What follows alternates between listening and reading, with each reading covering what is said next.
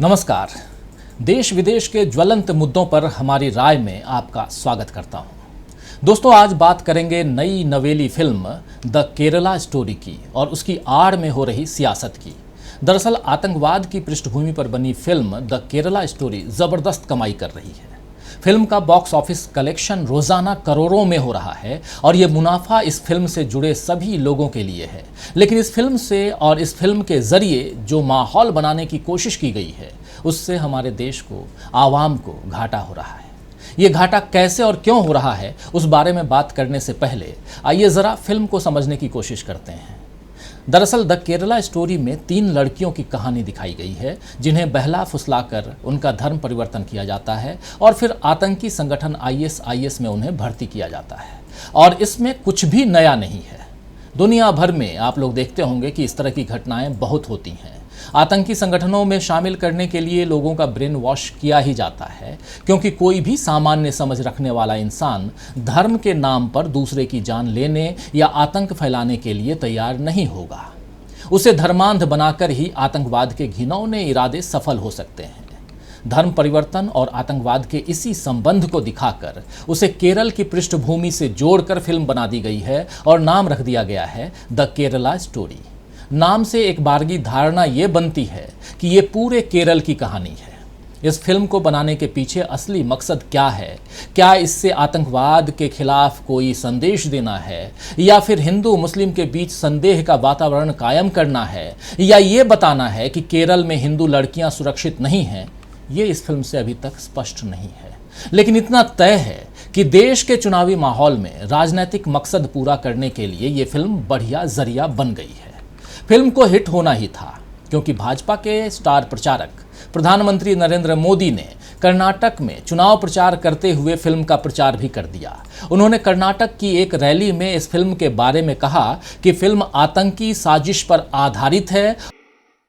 Court तक ने आतंक के इस स्वरूप पर चिंता जताई है। ऐसी ही आतंकी साजिश पर बनी फिल्म केरला स्टोरी, ये केरला स्टोरी की इन दिनों काफी चर्चा है।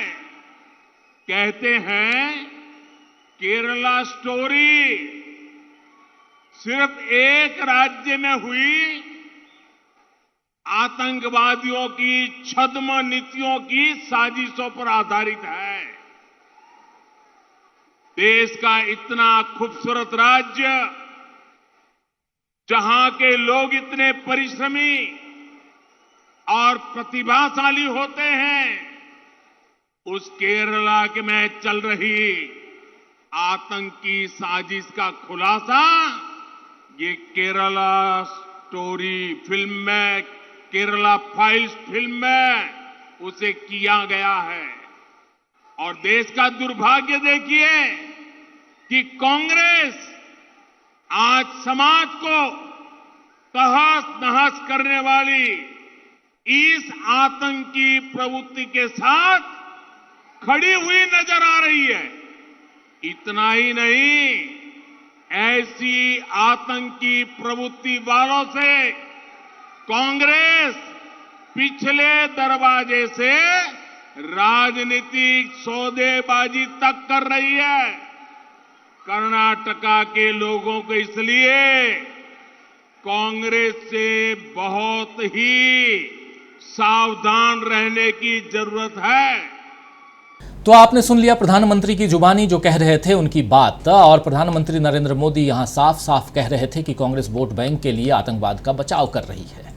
खैर, प्रधानमंत्री की बातों से साफ नजर आ रहा है कि उन्होंने ये फिल्म शायद नहीं देखी है, क्योंकि अगर देखी होती तो अब तक तमाम मीडिया के माध्यमों के जरिए इस तरह की खबर फैल भी गई होती कि प्रधानमंत्री ने इस दिन को ये फिल्म देखी। खैर, वैसे भी चुनाव प्रचार की व्यस्तता में मोदी जी भला फिल्म देखने क्यों जाएंगे? मणिपुर से लेकर दिल्ली के जंतर मंतर तक इतनी घटनाएं हो रही हैं, लेकिन मोदी जी चुनाव में व्यस्त हैं। चलिए आगे बढ़ते हैं। तो ये माना जा सकता है कि शायद फिल्म के ट्रेलर को देखकर पीएम को इस फिल्म की कहानी के बारे में पता चला होगा। लेकिन ट्रेलर में जो कुछ दिखाया गया है वो भी काल्पनिक है। फिल्म के टीजर में दावा किया गया था कि केरल में 32,000 से अधिक महिलाओं को, लोगों नहीं महिलाओं को आईएसआईएस में भर्ती किया गया था। टीजर में ऐसा दिखाया गया था कि केरल की 32,000 महिलाओं को आईएसआईएस में भर्ती किया गया था। इस आंकड़े पर जो संख्या दी गई है, इस आंकड़े पर सवाल उठे, आरोप लगे कि केरल को इस्लामी आतंकवाद के रूप में चित्रित करने की साजिश हो रही है। और जब अदालत में फिल्म पर प्रतिबंध लगाने की मांग की गई तो फिल्म के निर्माताओं ने हाई कोर्ट में कहा है कि वे इस भ्रामक दावे को सोशल मीडिया से हटा देंगे।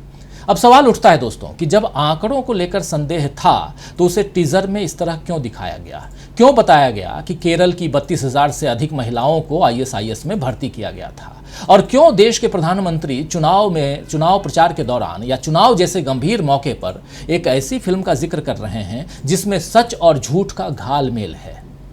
मोदी जी ने इस फिल्म के आधार पर आतंकवाद जैसे गंभीर मसले पर कांग्रेस की सोच को लेकर सवाल खड़े किए, लेकिन प्रधानमंत्री से पूछा जाना चाहिए कि क्या आतंकवाद को लेकर कोई भी लड़ाई इतनी हल्की हो सकती है कि उसकी दिशा कोई फिल्म तय करे। केरल में आतंकवाद के लिए धर्मांतरण की समस्या अगर है तो इसका खुलासा राष्ट्रीय जांच एजेंसी यानी एनआईए और खुफिया एजेंसियों से होना चाहिए, या कोई फिल्म इस बारे में जानकारी देगी और सरकार उस मुताबिक काम करेगी। एक बड़ा सवाल उठता है। आप जांच कीजिए और जांच में आप दूध का दूध और पानी का पानी ले आइए, लेकिन आप फिल्म के जरिए ये बात लोगों तक पहुंचाने की कोशिश कर रहे हैं कि केरल में ऐसा कुछ हो रहा है, वो भी प्रधानमंत्री नरेंद्र मोदी कर रहे हैं। खैर, आइए दूसरी तरफ बढ़ते हैं और कांग्रेस की तरफ चलते हैं। कांग्रेस ने दरअसल फिल्म में दिखाए गए आतंकवाद और धर्मांतरण के मुद्दे के ट्रीटमेंट का विरोध किया है, क्योंकि इससे केरल की छवि खराब हो रही है। लेकिन मोदी जी ने क्या किया, उन्होंने इस फिल्म का विरोध करने वालों को आतंकवाद के साथ खड़े होने के बराबर कर दिया। यानी अगर आप इस फिल्म का विरोध करते हैं तो आप आतंकवाद के साथी हैं, आप आतंक को बढ़ावा दे रहे हैं। ऐसा नहीं है कि पहली बार आतंकवाद की पृष्ठभूमि पर कोई फिल्म हिंदुस्तान में बनी हो। आप याद कीजिए, कुछ फिल्मों का नाम मुझे तत्काल याद आ रहे हैं जिसमें द्रोह काल है, माचिस है, मिशन कश्मीर है। ऐसी न जाने कितनी फिल्में आतंकवाद की पृष्ठभूमि पर बनी हैं, लेकिन द केरला स्टोरी के जरिए कोई और ही नैरेटिव सेट करने की कोशिश इस देश में की जा रही है। ऐसी ही कोशिश कश्मीर फाइल्स में भी दिखी थी। उस फिल्म का भी खूब प्रचार भाजपा ने किया था, प्रधानमंत्री नरेंद्र मोदी ने भी किया था। कई राज्यों में फिल्म टैक्स फ्री कर दी गई और खासकर भाजपा शासित राज्यों में भाजपा के बड़े नेताओं ने कश्मीर फाइल्स को पूरी फिल्में अपने पूरी पलटन के साथ देखी और पूरे प्रचार के साथ इस फिल्म को देखा। अब आइए ज़रा कश्मीर फाइल्स का केरला स्टोरी कनेक्शन भी ढूंढते हैं और समझने की कोशिश करते हैं। आपको याद होगा दोस्तों कि गोवा में international film festival of India का आयोजन हुआ था और उसके एक जूरी के सदस्य थे, उनका नाम है नादाब लापिड।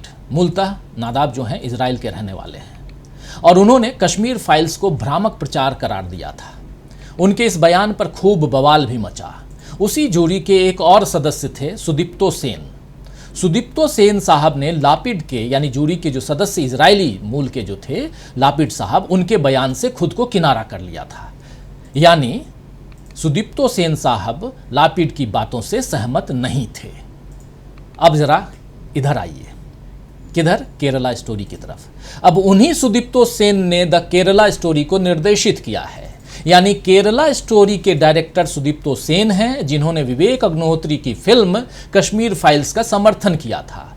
तो कश्मीर फाइल्स से लेकर केरला स्टोरी तक यही माहौल बनाने की कोशिश की जा रही है कि भारत में हिंदू असुरक्षित है और आतंकवाद की जड़ में इस्लाम है। शक या संदेह का यही वातावरण चुनावों के वक्त भी बनाया जाता है और देश में हमेशा चुनाव रहता है। अभी कर्नाटक में चुनाव, इसके बाद 5 राज्यों में चुनाव और उसके बाद आम चुनाव, ताकि धर्म की रक्षा के नाम पर लोग भाजपा को वोट दें। केरल में भाजपा लाख कोशिश के बावजूद अपना जनाधार नहीं बढ़ा पाई है। सरकार बनाना तो दूर की कौड़ी है। आप याद कीजिए कि मेट्रो मैन के नाम से विख्यात ई श्रीधरन जैसे सम्मानित व्यक्ति को भी भाजपा की राजनीति के कारण केरल की जनता ने नकार दिया था। इस छोटे से प्रगतिशील राज्य में शिक्षा, स्वास्थ्य, पर्यटन, इन सब में नई ऊंचाइयां पाई गई हैं और इस राज्य ने नई ऊंचाइयां छुई हैं। यहाँ वाम दलों के अलावा कांग्रेस का जनाधार है। राहुल गांधी को केरल के वायनाड से ही लोकसभा में जीत मिली थी। हिंदू, मुस्लिम, ईसाई सभी यहाँ अमन चैन से रहते हैं। लेकिन अब उसे एक बेबुनियाद डर दिखाकर खत्म किया जा रहा है। खैर, अंत में यही कि केरला स्टोरी जिन्हें देखना है वो जरूर देखें, लेकिन इतना ध्यान रखें कि 2.5 घंटे के तमाशे में पूरी कमान खेल दिखाने वाले के हाथ में रहती है। वो जिस तरह चाहे अपनी ही पटकथा को पेश करता है, इसीलिए उसे पूरा सच नहीं मानना चाहिए। और याद रखना चाहिए दोस्तों कि आधा सच सबसे खतरनाक होता है। तो आज के लिए बस इतना ही। देखते रहिए DV लाइव। नमस्कार।